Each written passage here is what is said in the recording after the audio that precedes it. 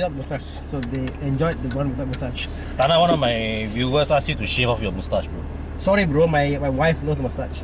Your wife likes it, Yeah, I'm okay, not stupid. that trumps it all lah. Yeah. Bini cakap, kita dengar saja lah. Dengar je. Okay, guys. So Thana and I are together. We are in the Toyota.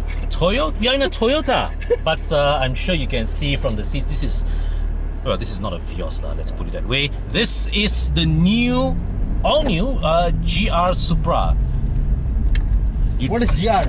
GR stands for Gazoo Racing. Yeah, for those who don't know what Gazoo Racing is all about, follow Toyota and the Gazoo Racing scheme in Malaysia. It's fantastic. Yeah. So today we were gathered with Nazz and his friends. Nazz, who came all the way up from JB. So guys, please like, comment and subscribe his channel, Thana's channel, as well as the channel of all the rest of us in the Horizon team. So Thana, have you driven this car? Just not yet a chance to drive. A short lap, yes I have. Your thoughts? Immediate thoughts was, this is so BMW, but yet it's not BMW. Really? I mean, I've heard all the reviews online. They talk about how Toyota has taken this car to a different level and made it to be more Toyota. And I was thinking, that's just rubbish. How could Toyota take a car and make it not BMW? But I can feel it. I understand what they say now. There is a little bit of politeness in this car. Politeness. Okay. Because the Japanese are polite. Yeah. You know? And when you want it to behave or misbehave, the car will misbehave and throw you off corners. Really, when you're off traction control and all that. The thing about this car is that when I remember when I first drove it, right, that time we went to the launch in at the Sungai Besi airport. Alright, when I sat inside, because that time I just sat in straight away without having the chance to acclimatize with the car. I was like, hey, this doesn't drive like a BMW. Alright, it was only when, at the end of the test drive and it's time to go back into the what you call it, to step off the car, right? Then when I stopped and I paused and I looked, hey, all the BMW switch gear around. And the interesting is this, the Z4, which this car shares platform with, the Z4 has all the latest generation BMW switchgear.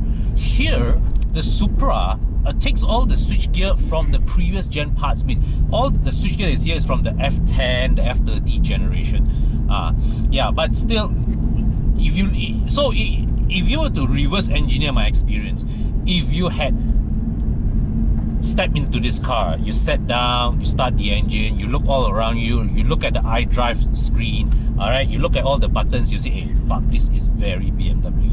But when I drive this car, the driving sensations don't remind me of a BMW. Yeah. I mean, yes, you have that silky smooth inline six, okay, with fantastically immediate power delivery. And of course that balance of its front engine rear wheel drive chassis. But I think by and large, Toyota, or maybe it was BMW, is able to give this car its own unique un-BMW feel about it, my opinion. I agree. Yeah. And the other thing that I observed with this car is that as I collected this and I drove it on Federal Highway, Federal Highway is always jammed. Yes. Even in the most ungodly of hours. The thing about this car is that, when you provoke it, when you give it the beans and you tekan it, it's like, okay. But when you ease off and when the traffic is congested, you can drive it in a very unfussed and unstressed manner.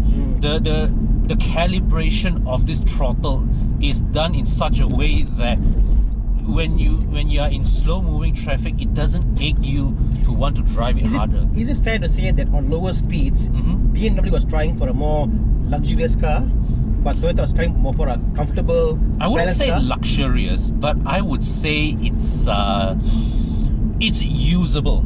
So what was BMW trying for when they did their Z4? What is their philosophy, in your opinion? Well, to be honest, I have not driven the Z4. I wish Bing was here to Bing had did a review. You should go check out Bing's video. Try this. Right, Bing was in Australia to try the Z4. I wish we had heard because but right now she's away on personal matters. So here today, right, what I can tell you is the Supra here. It has the breadth of talents to absolutely run wild on mountain roads. But when, let's say, like if I were to tell you to use this as a daily car, this is not a car that you feel tiresome to drive. Like you see right now, if we are driving exclusively on all those paved bricks, right? Yeah. Usually, I tell you, if you were to do this, say, in a Civic FD2R, by now our bones would be shattered. Agreed. Right? Yeah. But here, right, driving in this Supra, I think it's perfect. It feels perfectly okay. Just now, Nazz actually commented that he thinks this car is too comfortable for its own good, which I respectfully disagree, but I get where he's coming from. This, you know, at low speed driving, it does not feel hard-edged. Yeah. It doesn't feel special at low speeds, but I think where it matters is obviously the looks, the body panel of the car. When you come to the car, look at the car, it looks special. It looks so different than the Z4. It's totally different from the Z4. Outside, right, the only three things that you will look, when you look at this car from just outside, right, there are only three things that you will note, they will be able to see came from the BMW parts bin: side mirror, door handle, and the brakes. That's it. Everything else that you can see from the outside is unique to Toyota. Yeah, and I think in that sense, they have put in the effort to really give the Supra its own unique identity. Agreed. Right? You know? And I think another example that we can draw parallels between this, between the Supra, with the Supra here, is the 86. Why? You know, the 86 is also a car that basically Subaru engineered that car from ground up, and Toyota just slapped its badge there, and they both sell the cars themselves. So similarly here, BMW did all the engineering dirty work with the Supra and the Z4. And well, of course, in the Supra's case, they gave its own unique, Toyota gave its own unique appearance. But you know, both the Supra and the 86 point to a larger trend of Toyota working together with smaller size. I mean smaller size in terms of volume. Yes. Smaller size manufacturers to come out with rather special offerings. I guess if you think about a car, let's talk about car in general. Let's say Proton, for example. Okay, how many of the components within Proton are manufactured in-house in Proton itself? No such thing one. Exactly. No such thing one. Is nowadays car makers don't make their own things. They put they source everything from suppliers and put it all together. So like a BMW or Audi could have a compressor from Denso from Japan. Yeah. So in that sense, all cars are actually amalgamation of companies across the world coming together. Yeah. And if there's something that Toyota is good at, is trying to make a good package. Yeah. And I think Toyota has found out the fact that they can do the packaging very well. Yeah. And they've taken something that's already good and made it better. I mean, this I find it's better than Z4 because Z4's emotion was not there. Yep. Here the emotion you see is there. People are becoming crazy, fanboys looking at the car, the interior, the drive, the feel. Yeah, you said it's comfortable and low speeds. It's totally usable. The boot space is nice and big. Yeah. So if I would tell you to drive this to your office every day, you don't feel tired with this car. No, I won't. Right. So, and I guess I don't need to ask you the question between this and the Z4, which would you choose, right? Money, no object. No question asked. Somehow, I think they managed to make the Supra actually feel more special than the Z4. I almost feel that this is the Z4 that should have been opposed to Z4.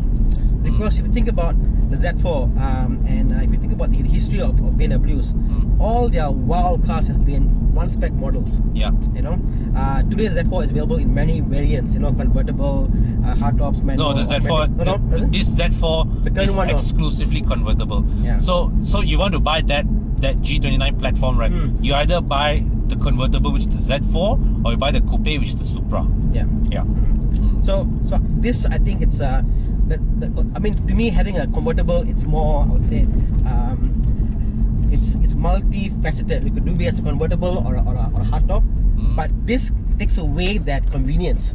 There's a bit of inconvenience in there. The fact this is a full hardtop, and makes it more hardcore, in my opinion. You know, better chassis, it's more stiffer, more rigid. To me, I know there are some detractors out there, and I mean the previous Gen A80 Supra was special and will always be special, but this new generation GR Supra I think it's a properly good car on its own merits. Yeah. Okay, thanks, bro. So guys, please like, comment, subscribe Thana's channel. Drop your thoughts in the comment section below. Okay, cheers.